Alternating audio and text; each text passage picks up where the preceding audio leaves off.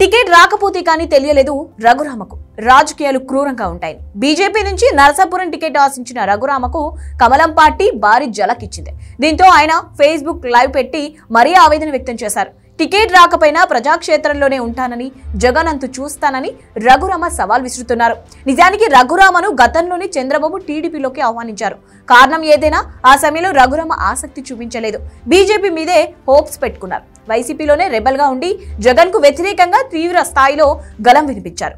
ఆ తర్వాత జగన్ మీద కేసులు కూడా వేశారు. అయితే తీరా ఎన్నికల సమయం వచ్చేసరికి రఘురామకు టికెట్ లేకుండా పోయింది. నరసాపురంలో బీజేపీ వేరే వారికి టికెట్ ఇచ్చేసింది. దీంతో రఘురామ పరిస్థితి ఏంటనేది ఆసక్తిగా మారింది. దాదాపు ఇప్పుడున్న పార్లమెంటు సీట్లన్నీ కూడా ఫిల్ అయిపోయాయి. 1-2 ఖాళీలున్నా వాటికి కూడా 2-3 పోటీ పడుతున్నారు. దీంతో రఘురామకు దాదాపు అవకాశం లేనట్లే. ఛాన్స్ ఏదైనా ఉంటే అది అసెంబ్లీకి మాత్రమే. మరి ఆయన అసెంబ్లీకి పోటీ చేస్తారా లేదా అనేది చూడాలి. వైసీపీని గట్టిగా వ్యతిరేకిస్తున్న రఘురామను అసెంబ్లీకి పంపించాలని భావిస్తున్నారనే చర్చ తెర మీదకు వస్తోంది.